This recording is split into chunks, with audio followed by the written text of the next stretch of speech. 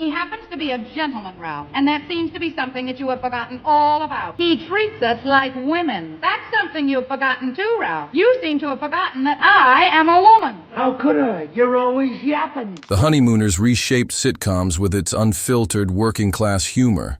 But behind the laughter was a moment so shocking, it was buried for decades. A single line, delivered in a way it had never been before, stunned the audience into silence and sent shockwaves through the network. This is the story they never wanted told. A mix of political blacklists, panicked sponsors, and a live broadcast that crossed an invisible line. Was it just a mistake? Or the night Jackie Gleason revealed? This was the woman he should have married years ago, and it was just a short sketch, so I don't remember too much about it, but it was serious. Here we were doing it on a comedy show with very little rehearsal. More than Ralph Cramden could handle? Jackie Gleason's journey didn't begin in front of studio lights or inside a Hollywood mansion. It started in a cramped Brooklyn apartment, the kind where every squeaky floorboard carried the sound of struggle.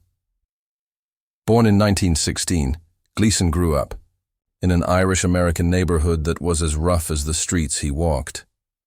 His father abandoned the family when Jackie was only 9, leaving his mother to hold things together with exhausting hours at low-paying jobs. That kind of loss leaves a mark. For Gleason, it fueled a deep well of frustration, determination, and grit, qualities that would later shape Ralph Cramden. Show business wasn't a clear path for him. He hustled through pool halls, odd jobs, and anything that brought in money. The neighborhood itself was his training ground, a place full of raw characters, loud voices, and big dreams that always seemed just out of reach. These personalities became the heart of his comedy.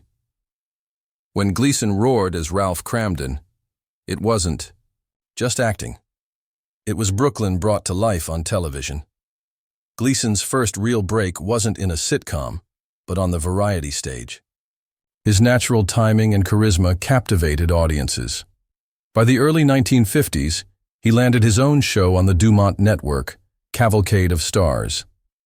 In 1951, audiences were introduced to Ralph Cramden.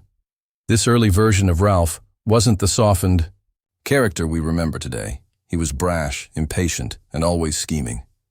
While TV fathers of the time wore sweaters and handed out wisdom, Ralph was yelling across a small apartment at his sharp-witted wife. It was raw, different, and electric.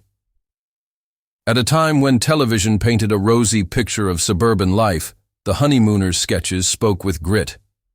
Ralph was a New York City bus driver with no suburban home, no trimmed lawn, and no perfect family. Instead, he spent his time dreaming up quick money schemes that always ended in comic failure. Audiences loved it because they saw themselves in him, his small victories, his bigger failures, and his endless fight to get ahead. Just as important was his relationship with Alice. Unlike the picture-perfect TV wives of the era, Alice pushed back. She debated Ralph, mocked his big dreams, and kept him grounded. Their exchanges didn't feel like sitcom fluff. They felt like real kitchen table arguments happening across America. But finding the perfect Alice wasn't easy. Audrey Meadows almost didn't get the role. Executives thought she looked too glamorous to be believable as a working-class wife. Determined to prove them wrong, Meadows stripped herself of all Hollywood polish. No makeup, simple clothes, pulled-back hair. When Gleason saw her like that, he instantly knew she was right for Alice. Yet Meadows wasn't the first Alice. That role originally belonged to Pert Kelton. When the Honeymooners began catching on, it was thanks in large part to the chemistry between Ralph and Alice Cramden. Pert Kelton, the original Alice, was no passive, straight man. She had a sharp tongue, quick wit, and a single look that could cut Ralph down to size without a word. She brought an edge to the show that matched its gritty realism. So when she suddenly vanished, viewers were stunned. The official story cited health problems. But behind the scenes, everyone knew it wasn't the truth. The country was in the middle of the Red Scare. Hollywood and New York television were gripped by blacklists targeting anyone suspected of communist ties. It wasn't just about being guilty. Mere association could ruin a career. Kelton herself wasn't accused, but her husband was under investigation. That was enough. Networks and sponsors, terrified of backlash, distanced themselves from anyone with even a shadow of suspicion. Without charges, without evidence, Kelton was quietly removed from the show. No announcements, no public statements, just gone. Replacing her was no simple task. Alice wasn't just Ralph's wife. She was the only one who could stand toe-to-toe with him. Play her too soft, and the comedy lost its spark. Play her too hard, and it turned into bitter drama. The balance was fragile, and the whole show depended on it. That's when Audrey Meadows proved herself. CBS executives doubted her, but she transformed her image to look like an authentic Brooklyn housewife. In her audition photos, she wasn't glamorous. She was believable. Jackie Gleason saw them and knew instantly she was the perfect Alice. The moment Audrey Meadows stepped into Alice's shoes, the entire rhythm of The Honeymooners shifted. Pert Kelton's Alice had been fiery and quick to match Ralph's bluster with equal force. Meadows, however, brought a calmer presence. Her sharp wit remained, but instead of yelling back, she often let Ralph's temper run out before delivering a single line that cut him down effortlessly. This subtle shift gave the show a new balance. Meadows softened Alice just enough to make her warmer and more relatable, broadening the show's appeal. Now audiences didn't just see a couple constantly clashing. They saw two people who, beneath all the arguing, still cared deeply for each other. When Ralph finally muttered his famous line, "Baby, you're the greatest," it carried real weight after Alice had endured one of his half-baked schemes. Politics had forced the casting change, but in the end, Meadows' performance helped. Turned the Cramden marriage into something audiences connected with on a deeper level. Yet even with this stability, the real revolution came when The Honeymooners officially broke away into its own series. When The Honeymooners debuted as a standalone show in 1955, television was still painted in neat, idealized strokes. Programs like Father Knows Best and Leave It to Beaver offered spotless homes, well-dressed children, and wise fathers who solved every problem in 30 minutes. TV was meant to be safe, clean, and reassuring. Jackie Gleason wasn't interested in that. Instead, he gave audiences a cramped Brooklyn apartment with peeling wallpaper, a battered kitchen table, and two flawed but honest characters. There were no kids with cute one-liners, no lessons neatly wrapped up, just Ralph and Alice, locked in a never-ending tug-of-war between big dreams and hard realities. That honesty was the show's genius. Ralph was no perfect patriarch. He was a bus driver with a short fuse and a tendency to sabotage his own plans. Alice wasn't a docile housewife. She was sharp, stubborn, and unafraid to push back. They were imperfect, but that imperfection made them real. Each episode was written like a self-contained play, a product of Gleason's stage background. He performed with little rehearsal, feeding off the audience's live energy. There was no laugh track sweetening the jokes. The laughter was genuine because the tension and comedy felt authentic. And audiences loved it. Catchphrases like, "To the moon, Alice," and "Baby, you're the greatest," became instant pop culture. Staples repeated at work, at dinner tables, even in political speeches. The format and tone of the show were groundbreaking, and later sitcoms like All in the Family, Roseanne, and The Simpsons would owe a debt to The Honeymooners. But authenticity was a double-edged sword. By leaning so close to real-life conflicts, the show was always at risk of crossing the line between comedy and discomfort. That risk became reality one fateful night. It was October 1956. The episode, The Deciding Vote, seemed like classic Honeymooners material. Ralph convinced himself that his single vote could sway an election, setting off the usual mix of overconfidence, misunderstandings, and humiliation. For most of the broadcast, the show played as expected. Gleason was in full form, larger than life, improvising, and drawing energy from the crowd. But then came the moment that changed everything. In a heated argument with Alice, Ralph delivered his trademark threat. Bang. Zoom! Straight to the moon! Normally, it was a comic exaggeration, a line the audience had laughed at countless times. But this time, something felt different. Gleason's tone was sharper, colder. He leaned closer to Meadows, closing the space between them. His voice lost its playful exaggeration. For once, it didn't sound like a joke. The audience froze. No laughter, no applause, just silence. What had always been a harmless gag suddenly felt too real, too close to the taboo subject of domestic violence, something never openly acknowledged on TV at the time. Critics who once praised the show's honesty now accused it of going too far.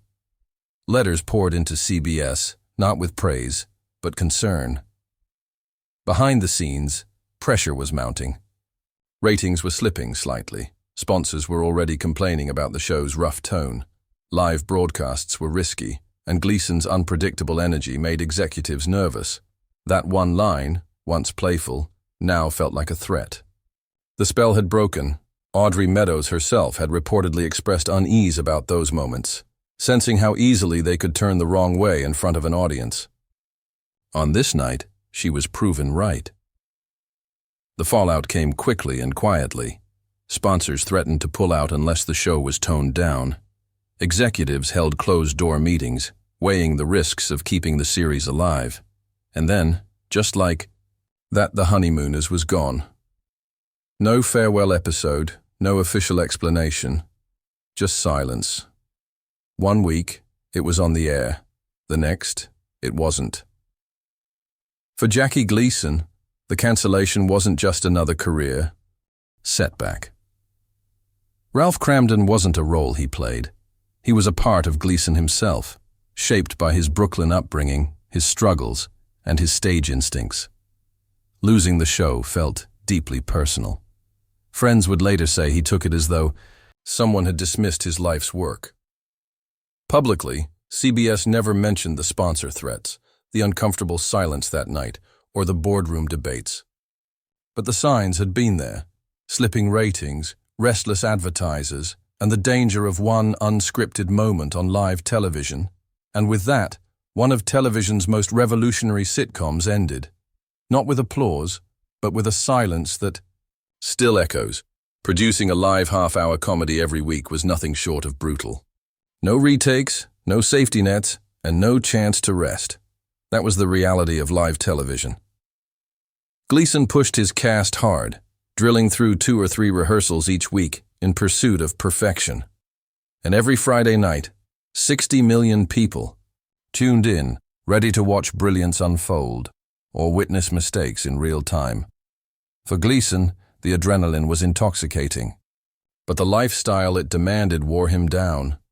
Late nights, heavy drinking, and a love of excess began to take their toll on his body, even as the audience only saw his larger-than-life charisma.